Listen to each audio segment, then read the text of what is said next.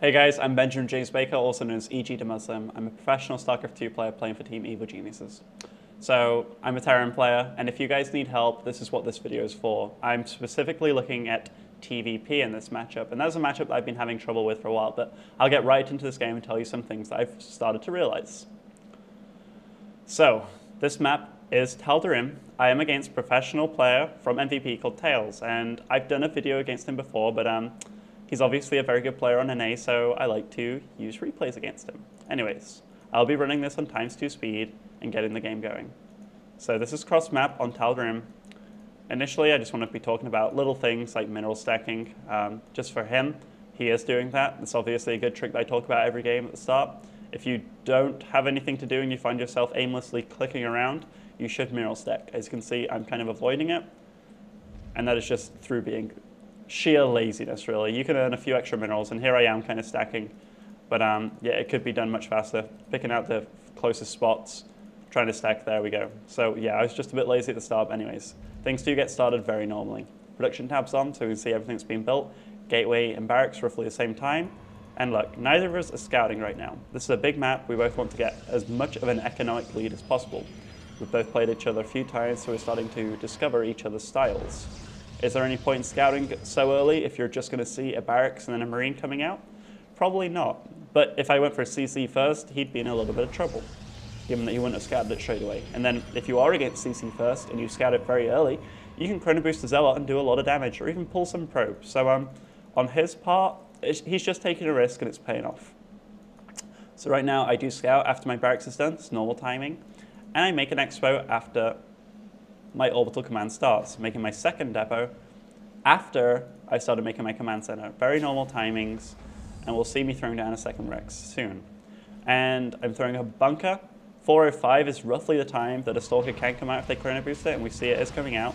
It does kill that SCV. If it didn't, it would have probably been here on the map by now, running across to my base, and it would have came here just in time for this bunker finishing. So that's a good timing on the bunker, just after you started your second Rex. So anyways, just want to talk about the builds. He's going for 1 gate expand into 2 more gates. This is a very, very generic opening. This allows you to apply pressure if you feel you need to do so after you have your expo up. It also means you can play very defensive if I was 2-rexing you or something. By 2-rexing, I mean the typical reactor tech lab opening where you have 2 marauders and roughly 8 marines and you rush or you bum rush your opponent. So this is a very standard opening from Protoss, very good. And there's no way to really punish it. So it's just it means it's going to be a longer game already. So anyways, this probe does see the front of my base and gets killed immediately. What's my response? I do start throwing down a tech lab. I will start putting down a reactor very soon too. So this is a kind of weird opening, and this is something that's been happening on the European server. Players used to make 3 Rexes, just 1 with a tech lab, and then you'd throw down a tech lab and a reactor on the other 2 later on. But this is actually enough to hold off aggression at this point in the game. Like Terrans have learned that you can actually continuously produce on both of these barracks, and if you don't miss much of a beat, you will actually be fine against any pressure. So we see my first marauder out, my second marauder comes out pretty shortly after. And I want to talk about this building placement very soon. I started putting a depot in front. If the Stalker came up and started shooting this depot, yes, my bunker would not be in range of him with marines in. But if I just put a marauder in, he can actually shoot. What do these depots actually achieve? Well, if he is pushing me and I have my army back here and he wants to force field off this bunker, it just delays him attacking me more. Also, it means that the Zealots can't really inflict pain upon this bunker, so if I was repairing it and there's a severe lack of sentries, it would only be Stalkers doing damage, and I can just repair it and keep it alive with the rest of my units behind. So just talking about efficiency of building placement, this is pretty efficient. As you can see, production-wise, just producing whenever I can out of both buildings. Not missing too much of a beat here, getting the upgrade for +1, getting stim, getting my starport, getting the reactor. Soon I'll start putting down a refinery, and there we go. What I do very differently this game though is I start playing aggressive sometime very soon. My opponent is going for charge and double forge. His double forge is reasonably timed around the 8-minute mark, just before actually. So that means my +1 will be done way faster than his upgrades are done. That's something that Tyrants have been taking advantage of. And what do we see here? I'm actually throwing up 3 extra Rexes right now, and he just scouted it with his observer, so I know he's seen it. I start getting other upgrades very soon, getting double medevacs out, and my double medevacs will probably pop around the 9, 10 mark, which is that's reasonably fast to say. I'm going to have +1 and stim 2. But now look, I'm throwing down 3 more wrecks. So I'm going to be on 5 wrecks on 2 base. That may sound like a lot, but efficiency-wise, you can actually support yourself on 3 rexes on 1 base. You can actually support yourself on 6 rexes on 2 base. It's just people choose to get up their 3rd way earlier. Not then they should, just they choose to get that economic advantage. But I'm choosing to apply pressure at this point. I'm choosing that around the 12-minute mark, I can have a supply advantage and do a lot of damage. So as soon as my medic backs are out, I'm safe to push out. And we see here that I actually have a missile turret. This means the observer can't come close to me or to spot my army without getting shot by my turret. Here we do see the observer does come by, doesn't see my army, but does inevitably die. He has to make another one. This is just an immortal that isn't going to come out, or a colossus that isn't going to come out. I do scan his army. I did find out his upgrades, and he didn't have upgrades. What do I do? Tal'darim, there isn't much that you can do.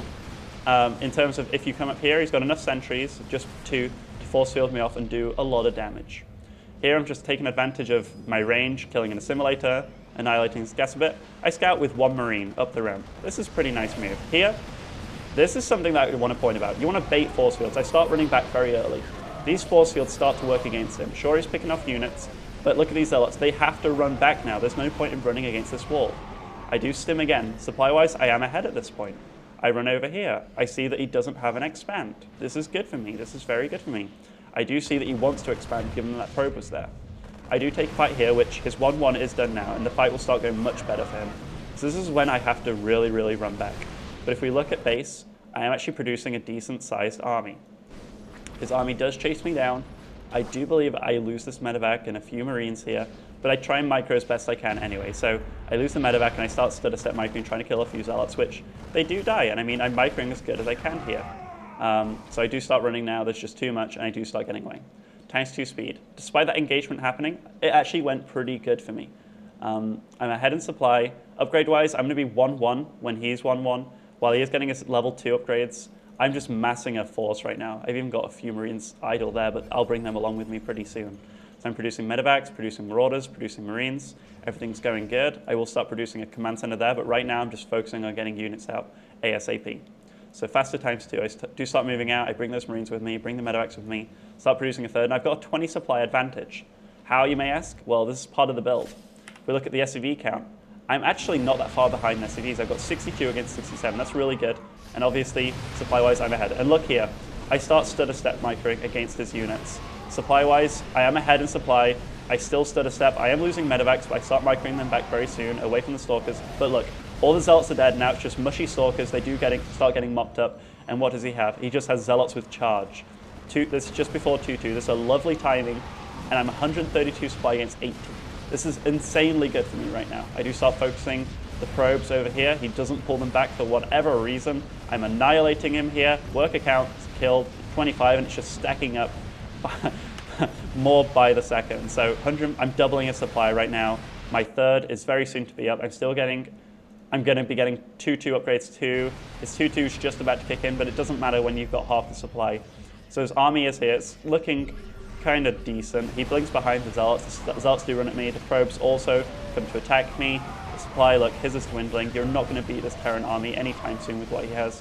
I'm rallying across the map. I've got medevacs, marines, marauders. His supply is still dwindling, and by this point in the game, it is over, and I know it's over. Even if he has his 3rd fully saturated, he's not going to be able to win anytime soon, and GG is called. So, just talking about that game, it's a very common TvP strategy. My build was very, very normal. His build was very normal. It was just the fact that after the 2 wrecks, after my store port was going down or even finished, I threw down 3 more wrecks.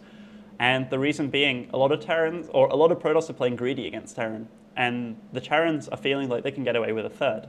And they can get away with a 3rd. The problem is the Protoss, like, that doesn't really scare the Protoss at all. If you're not going to be able to throw a lot of units at your opponent anytime soon, and he knows that, he can spend all his chrono boosts on probes. He's got his own 3rd. He's getting his tech faster, his upgrades faster. You have to really punish that. And one way to punish that is by punishing his greed and just the metagame of the game. Getting more X's, pressuring him when he doesn't normally get pressured in that build-up phase. Think of it like a roller coaster. He's slowly raising up and stuff. And if he sees you skip a beat for units, he's going to keep on raising rather than kind of leveling himself out. And that's exactly what I didn't do. I just kept letting my army grow, and then I punished him for his greed, really. Him thinking that I was going to put up a third way faster than I did. Anyway, guys, thank you for watching. If you want to see more videos, head over to evilgeniuses.net and check us out. Thank you very much.